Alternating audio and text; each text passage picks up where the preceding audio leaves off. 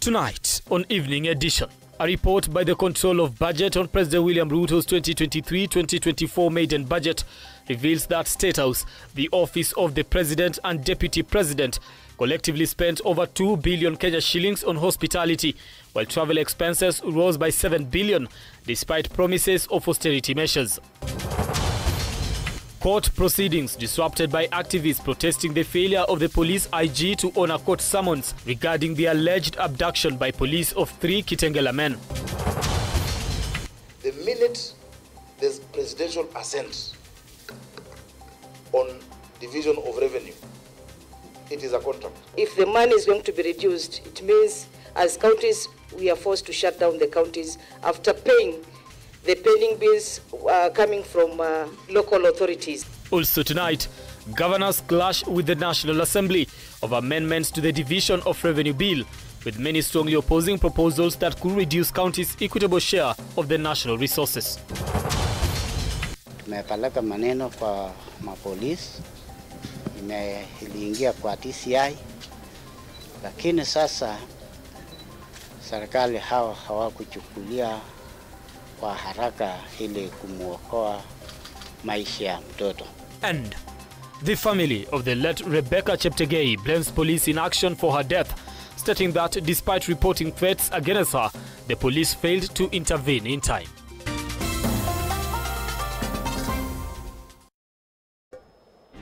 All right, engage us on our socials. Satamoy Brian, that is on X at K24 TV, across social media platforms. We'll be sampling your feedback as we continue with the program tonight. Let's begin. It was an afternoon of drama as court proceedings at the Milimani Law Courts came to a standstill as activists and family members demanded to know the whereabouts of the trio abducted in Kitengela, forcing the judge to walk out. Now, the family were dismayed by the bravado displayed by the acting IG commissioner, who for the 4th time ignored court summons to appear and explain the whereabouts of the Kitengela abductees. As Martin Opio now reports, Judge Lawrence Mugambi has now demanded that the acting IG makes his way to Milimani Law Courts next Monday, lest he gets charged with contempt. As the court noted on the 3rd of September. Another day in court.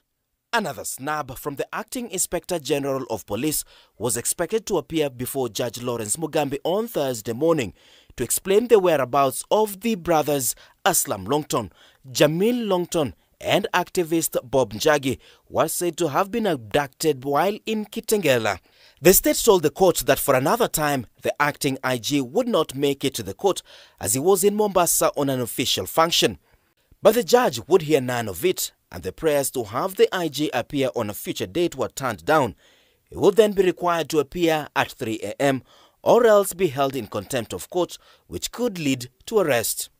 As for the adjournment of this matter to Monday, the 12th of September 2024, suggested by the AG, the court finds the requests impossible to implement, considering the IG was fully aware of the order at the point of attending the workshop. And as clearly expressed by one of the petitioner's advocate, this session is happening this morning, and the court does not see why the AG did not prioritize the court order over the workshop, noting that the court order is not optional and the AG has to obey the same. Not be like that. The law is there to protect the people, but now it's protecting criminals and wrongdoers. What would follow suit was drama, as the family and activists attending the proceedings interrupted the court session, lamenting of the pain caused by the absence of their loved ones abducted in Rongai. The judge was forced to walk out of the courtroom. Has to obey the same. In an earlier ruling, the judge had instructed that the trio be freed or presented in court, dead or alive, an order that was yet to be adhered to, forcing the court to summon the police boss. This even as leaders from the Bunge la Mwananchi caucus congregated at Jivanji Gardens, praying for the abducted and those that lost their lives during the recent Gen Z demos. They insist the abductions will not cow them. As long as tunafaitia rights za Wakenya, tutapatania pale mbele. Baadaye tunapigiwa simu tunaambiwa baba ameenda, mabrothers wengine wawili wameenda. Till to date, saa hii tumetoka kotini kuangalia mambo ya ruling. Hadi wa leo baba hajaipatikana. Na ndio sasa sisi kama wanabunge tukakaa chini tukaitana kikao. tukasema hivi, abduction ziko, watu wanaweza uliwa, lakini aliye juu Mwenyezi Mungu ndiye anaweza katupatia protection yenye tunafaa, na yeye tu ndio Mungu wetu mwenye anaweza katugard. We are not going to stop the protests if we are going to see anything that is going wrong in our country, because this is not just the country for the parents, it's a country for the youth. This is our society. If we curtail the problems that are facing our people today, that's how we're going to make a better society. They are demanding that the Kitengela trio be released as activist Bom Jage was part of their caucus. If the Attorney General goes to the East African Court of Justice to defend criminals with public funds, Bunge la Mwananchi will hold her accountable to the oath that she took when she was sworn into office. You cannot use public funds to defend criminals. Attorney General Dorcas Oduor was cautioned against using public funds to defend key government officials sued at the East African Court of Justice. Martin Opio, K24 TV, Nairobi. Now, Kenya-based Ugandan athlete Rebecca Cheptegei has passed on at the Moi Teaching and Referral Hospital in Eldoret, where she was undergoing medication following an attack from her estranged Kenyan lover on Sunday in Endebess, Trans Nzoia County. Now, Cheptegei was admitted at the referral facility with 80% burns and immediately placed under intensive care unit, but succumbed Thursday morning due to multiple organ failure. Now, the family of the late athlete is accusing police for failing to protect their kin, despite having reported that she feared for her life. Timothy Simo reports. The family of the late Rebecca Cheptegei in agony and sorrow at the Moi Teaching and Referral Hospital. The news of their daughter's passing has left them devastated.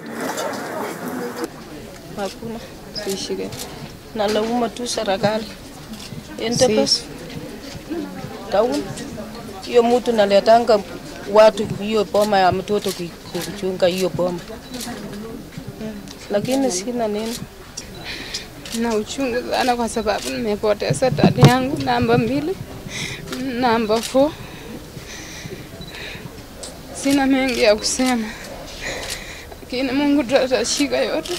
Dr. Kimani Mbugwa says Cheptegei, a Ugandan national, has been living in Kenya, succumbed to multi-organ failure at 5:30 a.m. Thursday morning. We've done all that we could for her. She had a severe percentage of burns, which unfortunately led to multi-organ failure, which ultimately led to her passing. Her passing coming just 3 days after she was admitted at the MTRH with severe burns. Dixon Ndiema, her estranged lover, is said to have attacked Cheptegei at her home with petrol on Sunday in Endebess, Trans Nzoia County.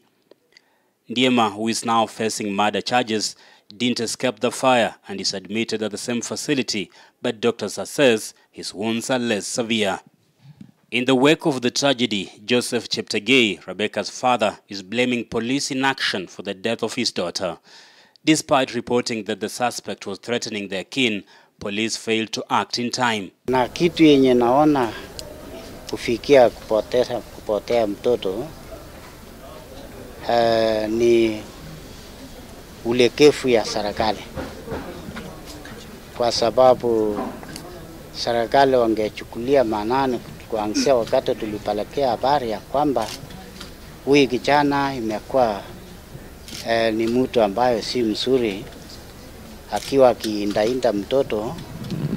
Tumepeleka maneno kwa mapolisi, iliingia kwa TCI, lakini sasa serikali hawakuchukulia kwa haraka ili kumuokoa maisha ya mtoto.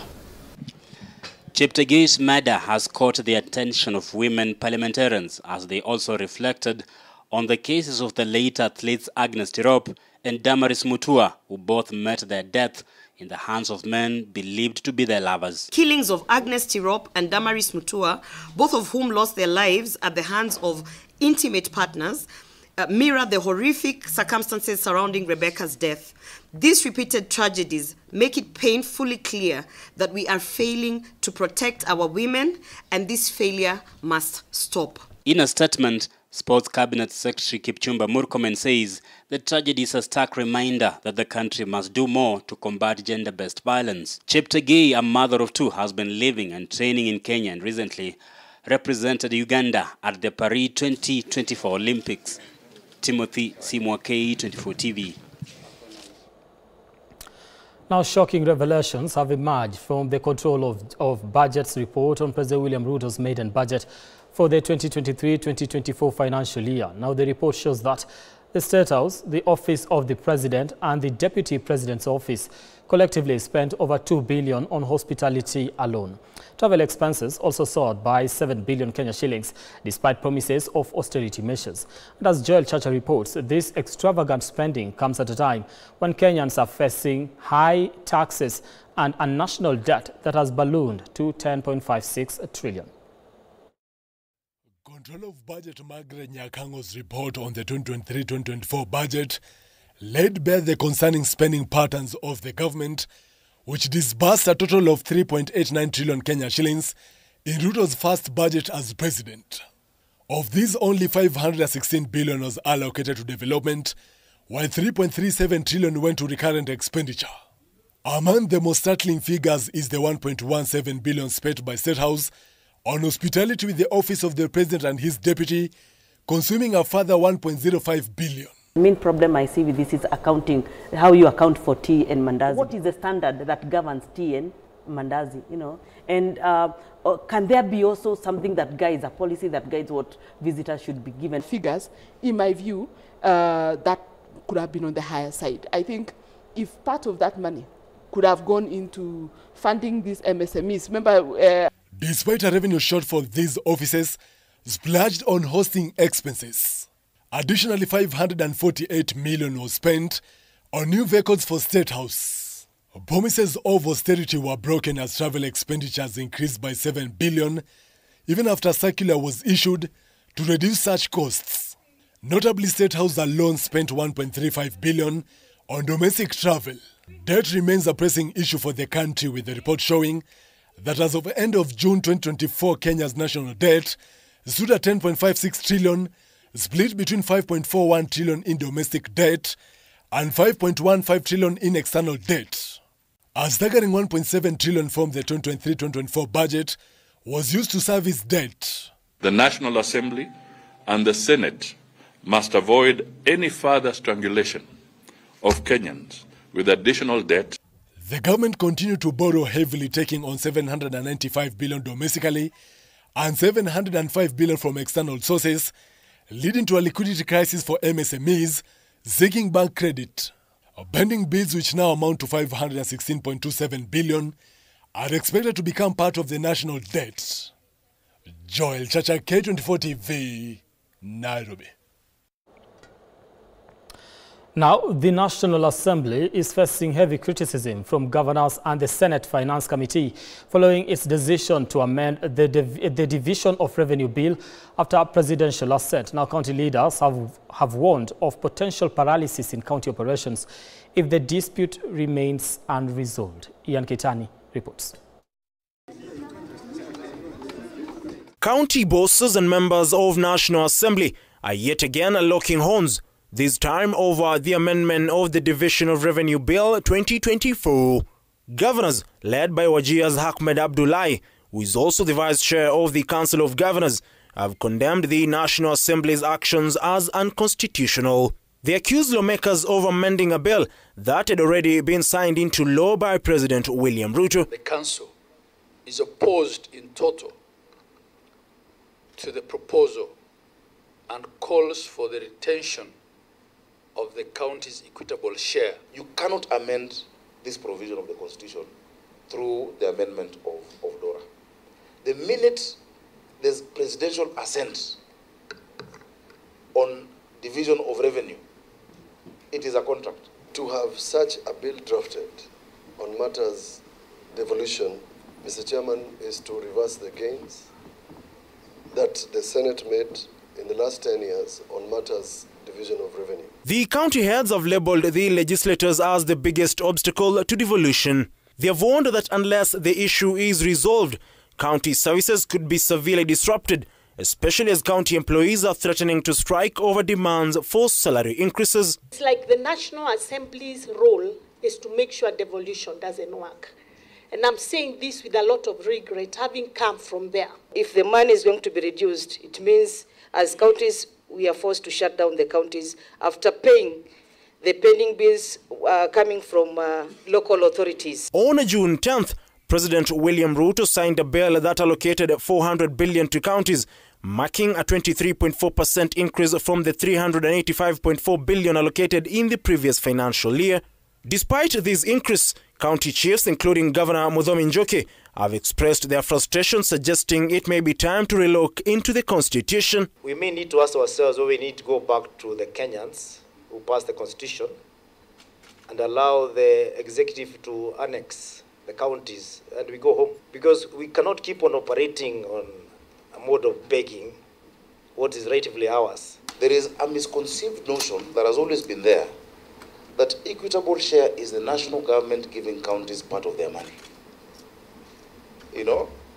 And that must be disabused. In a show of unity, Senate Finance Committee members have backed the governors, terming the amendments unjustifiable. Now, how do you justify reduction from 400 billion to any other number?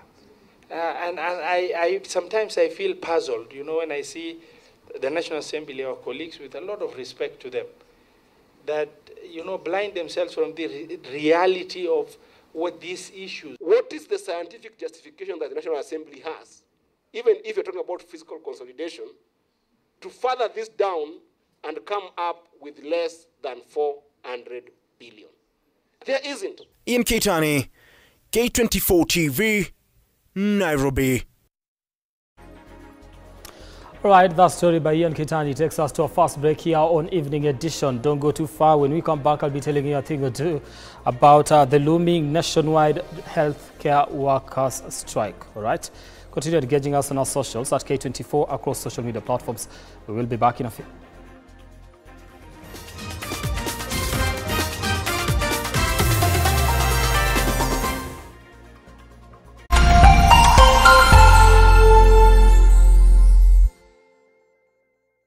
Cheza kama wewe na cheza sita. Ushinde hadi mara 5,000 ya beti yako teke teke. Yes, and it's that simple. Dial *675#, cheza na 6 numbers kati ya 1 hadi 6, weka bet amount yako ushinde hadi mara 5,000 instantly. Cheza kama wewe na cheza sita na upate nafasi moja kati ya 4 ya kuwa mshindi. Dial *675# to play now. Over 18 only. Gaming is addictive. Play responsibly. This message has been authorized by the BCLB.